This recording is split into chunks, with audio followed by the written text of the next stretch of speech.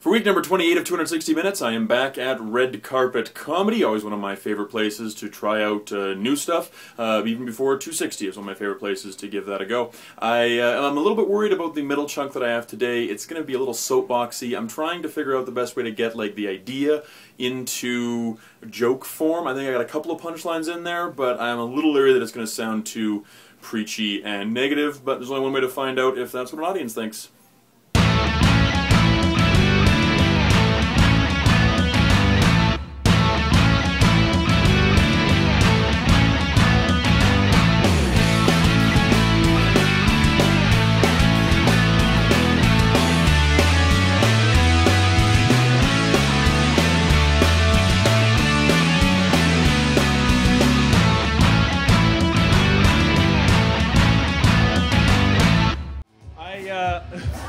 I was driving around the other day, and that's actually true. Most comedians, that's bullshit, but this is new, so it had to be the other day.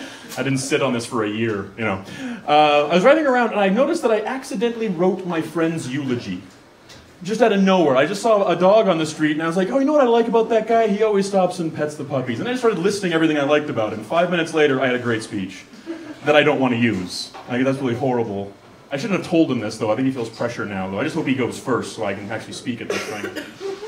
That was an accident. Me thinking what I was going to do with the ashes, I did that on purpose. I just wanted to know, be prepared in case of the worst happens type thing. For the record, they're going to be dumped at the top of Everest. Because that's really the only reason I would climb to the top of Everest, is for a tribute like that. I tend not to vacation where there's no oxygen. That's not a holiday to me, you know. So after this, though, I don't think I'm going to be invited to the funeral.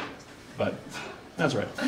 I'm going to talk about something now. It's a little soapboxy, a little preachy. Just be aware, I don't hate anybody in this room. I think you're all lovely people. Everybody I'm talking about is not here tonight. So do not take this personally. I beg of you. Let's see how it goes. I'm used to bombing. I've been doing it a lot, so see what happens. On Monday, I voted in the Calgary Centre by-election. I also helped with the campaign a bit, thank you, of one of the candidates. And I don't like bringing up voting these days, not because I'm ashamed of it or my involvement or anything. It's just that my generation has kind of turned voting and politics into a mild STD. It's curable, but just don't tell anybody. You know, you're never going to get a date again if you're not careful. And there's also this low voter turnout in the centre, mostly from young people. Youth aren't voting. I actually had a conversation with a guy who was getting mad at young people for splitting the vote in this case. He's like, oh, we should raise the minimum age for voting. And I was like, okay, I'll back you on that. Young people are pretty dumb. If we also lower the maximum age for voting, 65, 70, you're done now, okay? Because you're not playing the long-term game anymore. You're going to be dead soon, but I still have to live under conservative government. Fuck you. How is that fair? It's like playing Russian roulette with somebody who's on death row, you know? He's in it to win it. One guy was tweeting out the other day about, he's not voting apathetic. He's like, oh, the vote has passed. The time for it has passed. But these people that don't think that voting is any good anymore also have nothing to replace the system with. They just think it's going to end in nothing. It's like not liking the color of walls in your apartment and then living on the street. It's like, nah, I don't like this, but this is better, yeah. Very straight. For me, voting is a lot like a rash. Because it won't go away if you ignore it. You know, he's got to stick around. Also, I would have rather elected a rash than the woman that we did. Yeah, she is the doziest cow. Oh my God, I do not care for her. She actually thinks that the CBC has a porn channel, which is ridiculous. That to me just means that she is whacking off to the 6 o'clock news. You know? He's like, oh, a pipeline.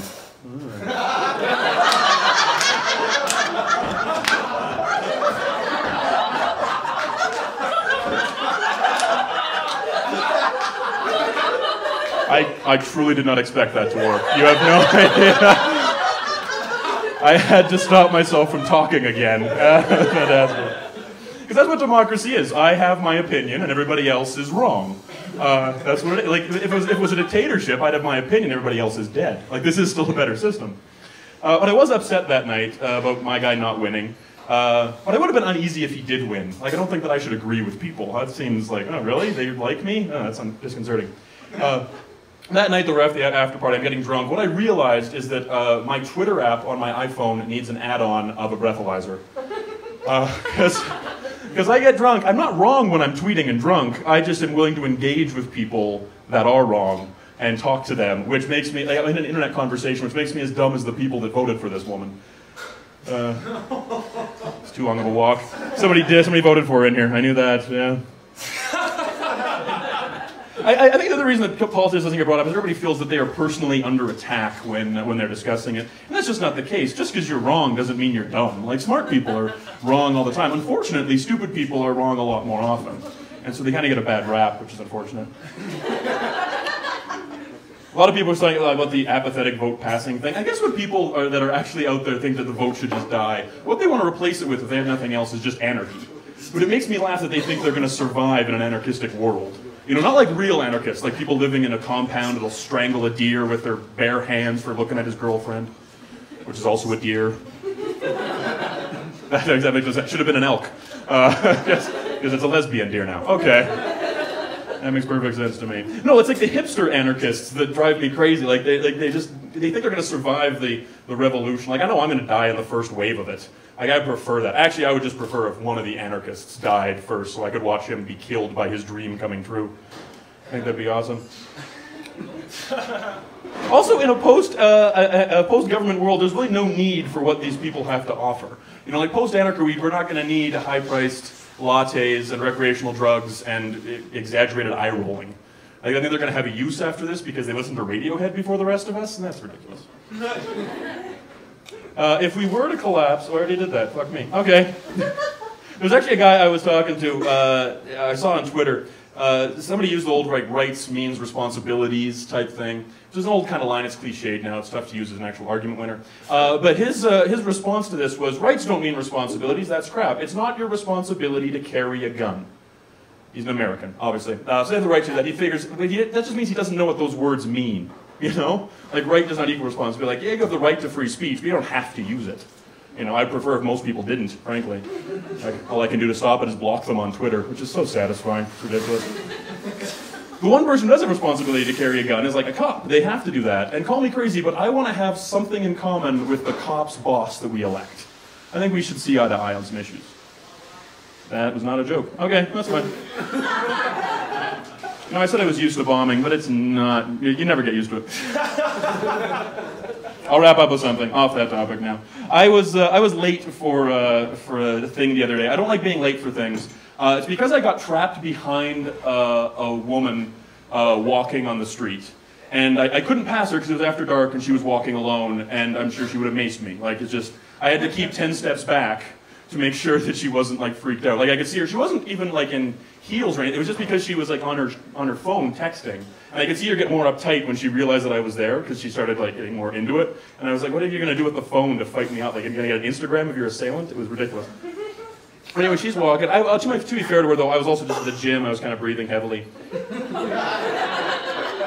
I've had this instinct so many times when I'm in that situation, trapped behind a woman like that, can't pass her. I just want to yell out something like, oh, I'm not a predator, and then pass her. But that is exactly what a predator would yell out. So it doesn't do me any good. And I finally figured it out, actually, thanks to a friend of mine. I now know the phrase that I need in order to get out of that situation and just move on with my day. Here it is. Excuse me! Coming through. Those shoes are fabulous. It's a shame they don't come in a faster speed. I'm kidding. Who likes a fast comer? Good night!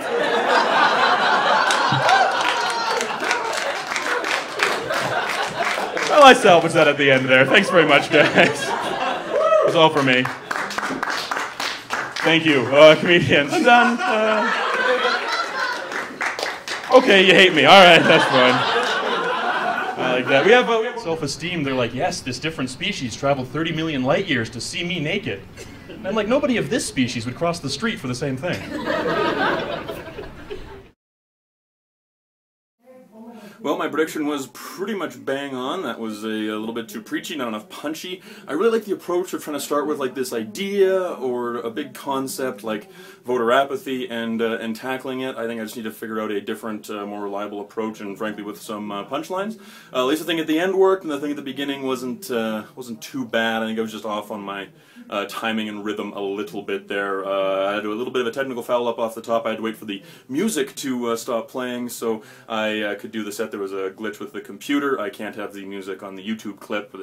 They send me emails. It's really weird. So yeah, next week I think I'm going to go back to the more regular format of set up punch as much as I can.